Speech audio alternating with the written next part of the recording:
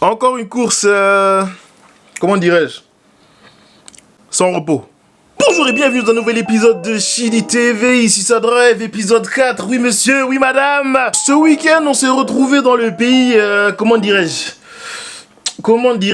dans le pays des animaux non identifiés, on va dire ça comme ça, Pour ce Grand Prix, on était en Australie. D'ailleurs, allez voir ma vidéo sur l'Australie. Australie, pays dans lequel la F1 n'avait pas été depuis 2020, depuis le début du Covid en fait. Et on peut dire que le retour était tonitruant. Mais ne perdons pas de temps. L'image qui a marqué les essais libres, c'était le frérot Sébastien Vettel en scooter.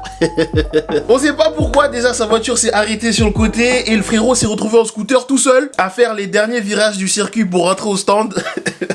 Internet a rigolé, les gens ont kiffé, bien évidemment la FIA s'est énervée et lui ont collé 5000 € d'amende. Ensuite, Stroll et Latifi, via un malentendu que personne n'a compris, ont réussi à se rentrer dedans. On va pas en parler. Charles Leclerc arrive à se caler en pole, Max Verstappen commence deuxième, Perez commence troisième, suivi par les deux Mercedes et les deux McLaren. La course commence, Leclerc part bien, Verstappen part assez bien, Perez commence bien mais se fait serrer par Verstappen, du coup il doit ralentir un peu. Hamilton freine au dernier moment, dépasse Perez et se retrouve troisième. Là j'aime bien, tu vois, Perez se retrouve quatrième, suivi par les deux McLaren. Pendant ce temps-là, Carlos Sainz, qui avait commencé 9ème à cause de certains problèmes techniques, rate complètement son démarrage et perd 5 places en l'espace d'un tour. Et se retrouve 14ème derrière Mick Schumacher. Comme c'était pas suffisant, Carlos Sainz tente un dépassement sur Mick Schumacher. La voiture part un tout petit peu de l'arrière. Il contre-braque, se bagarre avec la voiture, tête à queue. Fini dans les graviers, fin de la course. Avant même d'avoir pu, respirer des gaz d'échappement. La safety car sort, la grue rentre en piste pour enlever la voiture à Carlos Sainz. Et les frérots commencent à chauffer leurs pneus. On se retrouve encore une fois avec un redémarrage Charles Leclerc contre Max Verstappen. Sauf que là, la FIA a décidé de mettre en place, ou de remettre en place, une règle disant que, parce que d'habitude, Max Verstappen se met au niveau des gens qui font les redémarrages, la FIA a décidé, ou redécidé, d'interdire le fait de monter au niveau de la voiture qui vous précède. Max Verstappen se retrouve donc forcé à rester derrière Charles Leclerc. Où était cette règle quand Abu Dhabi était en cours? On va pas en parler. Charles Leclerc, comme à son habitude, ralentit tout le monde avant le dernier virage. Et il démarre. Comme d'hab, redémarrage impeccable. Et il arrive à se mettre en sécurité par rapport à Verstappen. Derrière, il y a une petite bagarre entre Hamilton et Perez, tu vois. Perez réussit finalement à dépasser Hamilton. Et là, pendant quelques tours, on voit les McLaren et les Mercedes rouler ensemble. Là, ça m'a surpris de ouf parce que pendant les deux premières courses, McLaren était nulle part. Et là, ils arrivent à suivre les Mercedes. Mais c'est bien, ça veut dire qu'ils restent dans la zone de DRS des Mercedes. McLaren, ils sont là, frère, ils sont là. Du coup, après quelques tours, on voit les 4 voitures arriver à se suivre relativement bien. On voit que Lewis Hamilton commence à réussir à se détacher de ce train. Et là, je regarde les chronos et je vois que Hamilton est en train de rouler dans les mêmes temps que les Red Bull. Ça m'a rassuré, tu vois, Là, je me suis dit, le jour où ils vont régler les problèmes de la voiture, là, c'est la fin des haricots. Quelques tours plus tard, Magnussen qui est dans le peloton en train de se battre, manque de peu de sortir Tsunoda, mais genre il arrive derrière Tsunoda, il arrive chaud. Heureusement, il arrive à tenir les freins à temps et finit par couper le virage là où Carlos Sainz perd le contrôle. Et contrairement à Carlos Sainz, arrive à garder la voiture en course. Salve de ravitaillement, Leclerc caracole littéralement en tête, Verstappen un peu derrière. Mais encore une fois, là où c'est intéressant, c'est entre Perez et Hamilton. Hamilton sort des stands pendant que Perez est en train d'arriver, mais comme il est en pneu dur, il a pas le temps de chauffer les pneus assez vite, tu vois. Et l'écart qu'il avait réussi à creuser sur Perez pendant que Perez avait fait son arrêt au stand passe de genre presque une seconde à Perez dans son aileron arrière. Perez tente de dépasser, Hamilton le bloque, ça tente, ça bloque, ça débloque, ça rebloque. Et là finalement, Perez il arrive à dépasser Hamilton. Et là je me dis, Hamilton il a chauffé les pneus, on va avoir une bagarre. Là on met la table parce qu'on va manger. Hélas, on a crevé de faim, Sébastien Vettel, fierté de l'Allemagne, sort trop chaud de son virage et se mange un mur. Et pour la deuxième fois de la course, la safety car sort. La safety car, c'est une Aston Martin, tu vois. Et pendant la course, pour illustrer le fait que Aston Martin, vraiment pour l'instant, ça va pas, un des commentateurs a dit que la safety car était l'Aston Martin la plus rapide en piste. Les frérots font leur tour derrière la safety car pendant que les commissaires sont en train de sortir la voiture de Vettel. La safety car rentre au stand et là, on a encore un redémarrage Charles Leclerc versus Max Verstappen. Ça chauffe les pneus, ça chauffe les pneus, ça accélère, ça freine, ça accélère, ça freine. Charles Leclerc, encore une fois, il ralentit tout le monde bien et il repart. Sauf que dans le dernier virage avant la ligne droite, il réaccélère trop chaud, tu vois. Et ça le déporte vers l'extérieur, ce qui le force à ralentir. Max Verstappen monte à son niveau et là, les deux arrivent côte à côte au premier virage. Charles Leclerc réussit quand même à bloquer la corde et rester en tête. Pendant ce temps-là, derrière, les McLaren, encore une fois, performent. Les McLaren performent et sont en train de se battre avec Kevin Magnussen. Une bagarre de chiffonnier que les McLaren finiront par remporter. Perez se retrouve à se battre contre la deuxième Mercedes pilotée par George Russell, fierté de l'Angleterre. Combat que Perez finira aussi par gagner. Et au tour 39, coup de tonnerre. Max Verstappen commence à dire qu'il sent des odeurs de fluide bizarre. Prend le premier virage, sa voiture s'éteint et il se gare sur le côté. Deuxième abandon en l'espace de 3 courses. C'est une dinguerie. Pendant ce temps-là, le frérot Stroll est en train de retenir un train composé de Bottas, Gasly, Schumacher, Zhou Guanyu, Magnussen. Un train. Et malgré 2-3 manœuvres qui, faut être honnête, étaient un petit peu douteuses, ce qui lui a valu une pénalité. Le frérot a quand même sorti une défense qui, au vu de la performance actuelle de l'Aston Martin, était pour moi monumentale. Tenir aussi longtemps avec une voiture qui, on va se le dire, est l'équivalent d'un tracteur, chapeau. Pendant ce temps-là, Charles Leclerc est dans une silence, il est devant, loin. Perez est derrière Perez Russell, et derrière Russell, Hamilton est en train de revenir chaud.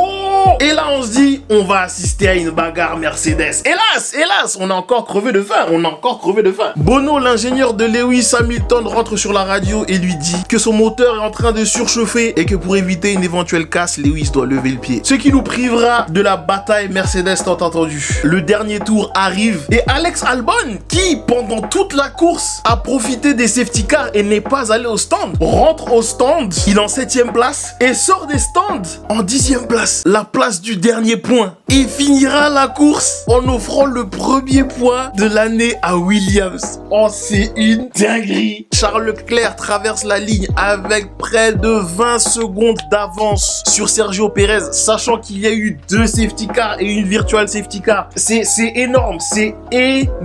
Il a littéralement, excusez-moi le terme, il a littéralement chié sur la concurrence. C'est très grave. C'est très grave. Perez finira 2ème pour limiter les pots cassés de chez Red Bull. George Russell finira 3ème pour empocher son premier podium de la saison et son premier podium chez Mercedes, avec un Lewis Hamilton qui finira 4ème. Ocon finit 7ème, Valtteri Bottas encore dans les points, finit 8ème. Pierre Gasly, encore solide, finira 9ème. Et la grosse cerise sur le gâteau, Alex Albon qui finit 10ème. Franchement, ça m'a fait chaud au cœur. Mais du coup, qu'est-ce qu'on en retient? Carlos Sainz, franchement, le week-end est à oublier. Ça fait quelques temps que je le dis, Carlos Sainz manque un peu d'agressivité. Déjà quand tout va bien, tu vois. Alors si en plus tout ne va pas bien, on va vite se retrouver dans une situation où Carlos Sainz devient le 2e pilote Ferrari. Ce qui en soi n'est pas mauvais si c'est ce que tu veux, tu vois. Mais quand tu veux prétendre à gagner un championnat du monde, faut que tu aies une voiture performante, faut que tu finisses tes courses, faut que tu gagnes des courses. Et pour gagner des courses, malheureusement, faut être un peu agressif. Carlos Sainz, il lui manque un peu d'agressivité. Ce qui fait que il gagne pas les courses, il a une voiture performante, mais dans ce cas précis-là, il a pas fini sa course. Là, déjà, les gens sont en train de le montrer comme le 2e pilote Ferrari. Parce que Charles Leclerc, c'est celui qui est en train de cocher toutes ces cases-là, en fait, tu vois. Et malheureusement, si Carlos Sainz veut prétendre à un championnat, s'il se réveille pas, tant que Charles Leclerc sera là, ce sera toujours le pilote numéro 2 chez Ferrari. Sébastien Vettel, franchement, un week-end à oublier. Là, le palmarès de Sébastien Vettel sur ce week-end, c'est j'ai fait rire Internet en sortant un scooter. Après, faut contextualiser les choses. Le frérot n'a pas roulé pendant 2 courses. Il a presque pas eu de temps dans les essais libres. Tu sais, je vais pas l'excuser, mais en vrai, on pouvait s'attendre à rien. Max Verstappen, comment dirais-je, Max Verstappen, franchement, on va juste dire que c'est un week-end à oublier. Là, ça fait 2 courses sur 3 que le frérot ne finit pas la course. C'est dommage pour lui. C'est dommage pour lui. Fernando Alonso. Comment dirais-je? Fernando Alonso partait avec des prétentions très hautes en disant, après la qualif, que la voiture pouvait être aux avant-postes. Et il finit dernier de la course. On va juste dire que les événements de la course ont fait qu'il s'est retrouvé à cette place. Mais pour l'instant, elle plane, ne se passe pas comme prévu. Nicolas Latifi, En fait, ce qui est ouf avec Latifi, c'est qu'on considère que ce soit un truc de ouf qu'il ait fini la course. On en est là, en fait. On en est là. Bref. Yuki Tsunoda, fierté du Japon. Pas trop dans son assiette aujourd'hui, on va dire ça comme ça. Kevin Magnussen. Apparemment, Kevin souffrait de quelques douleurs, quelques dépassements. Il a représenté. Maintenant, les résultats sont pas aussi flamboyants que pour les autres courses. Mais vas-y, il est là. Aujourd'hui, il était là, mais il était là sans plus, en fait, tu vois. Mick Schumacher. Bah, pas encore dans les points, frérot Mick, tu vois. Mais on n'est pas loin. 13e, on n'est pas loin, frère. On n'est pas loin. Lance Stroll. Honnêtement, il n'y aurait pas eu sa défense incroyable contre le train qui le suivait. Franchement, il partait pas avec la moyenne. Mais là, je trouve personnellement, qu'il a montré du cœur. Franchement, je trouve que le frérot a montré du cœur. Et franchement, je vais lui donner la moyenne. Zhu Guanyu, fierté de la Chine. Bah, Zhu Guanyu, frère, il était pas là. Ça l'a pas trop suivi pendant la course. Et puis tout d'un coup, il était là. C'est un truc de ouf. Maintenant, il était pas dans les points, mais il finit à la porte des points. Première année en F1, régulier sur 3 courses. Impeccable. Alex Albon. Bah franchement, Alex Albon, on dira ce qu'on veut. Mais il faudra noter que le frérot a roulé la course entière avec un seul train de pneus. Et réussir à faire ça en début de saison, après une absence prolongée en F1, franchement, chapeau. Franchement, chapeau. Alex Albon aujourd'hui, il m'a fait plaisir, frère. Pierre Gasly, encore dans les points. Solide. Valtteri Bottas, qui malgré la fin de ses 103 qualifications consécutives en Q3, réussit quand même à finir dans les points. Franchement, solide. Esteban Ocon, franchement solide. Ce week-end, Alpine a vraiment montré que s'ils arrivaient à régler leurs problèmes de fiabilité, il y avait vraiment de quoi faire chez eux, genre. Daniel Ricciardo, fierté de l'Australie. Franchement, chapeau. Le frérot a représenté à domicile. Il finit 6ème, une place où on l'avait pas vu depuis un bon moment déjà. Lando Norris, c'est bien. Franchement bien. McLaren,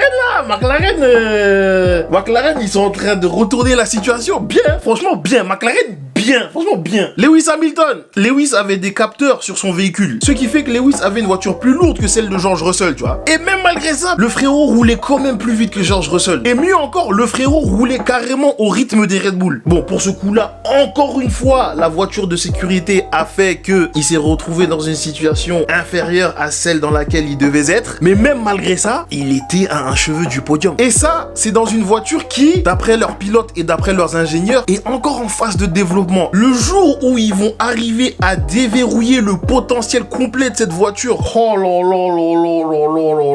George Russell, encore une fois, régularité. Un podium mérité, le frérot a fait ce qu'il faut quand il fallait, il se retrouve 2e du championnat. Comme quoi, même si on gagne pas des courses, être régulier est extrêmement important parce qu'on ne sait jamais ce qui peut arriver aux autres. Sergio Pérez, lourd, franchement lourd. Pour l'instant, Sergio Pérez, c'est le meilleur des pilotes Red Bull. Il a bombardé quand il fallait, il a dépassé quand il fallait. Quand Hamilton est sorti des stands devant lui, il a réussi à se battre pour le dépasser. Après bon, la safety car est venue gâcher le combat, mais le fait est qu'il a réussi à dépasser Lewis. Il a réussi à dépasser Russell. Le frérot a représenté. Il a représenté de zinzin. Encore une fois, Perez limite la cache chez Red Bull. Et pour finir, le MVP, l'homme du match. Même si dans mon cœur, l'homme du match là aujourd'hui, c'était Alex Albon. Mais l'homme du match, Charles Leclerc. Charles Leclerc a fait une course qu'on peut qualifier de presque parfaite. Pole position, il a mené tous les tours. Victoire. Et la cerise sur le gâteau, il a eu le meilleur tour. Je vais quand même enlever un tout petit demi-point parce que le deuxième démarrage contre Verstappen, il a failli le rater, tu vois. Mais mis à part ça, franchement, c'était une course impeccable. Aston Martin 0 points, Williams 1 point avec le point d'Alex Albon, AlphaTauri 10 points, As 12 points, Alfa Romeo 13 points, Alpine 22 points, McLaren qui remonte avec 24 points, Red Bull 55 points, Mercedes 65 points et Ferrari en tête avec 104 points. En tout cas, j'espère que vous avez kiffé cet épisode. Mettez un like, ça aide pour l'algorithme YouTube. On se retrouve dans 2 semaines pour le Grand Prix d'Imola. Prenez soin de vous, prenez soin de vos proches et à la prochaine. Ciao.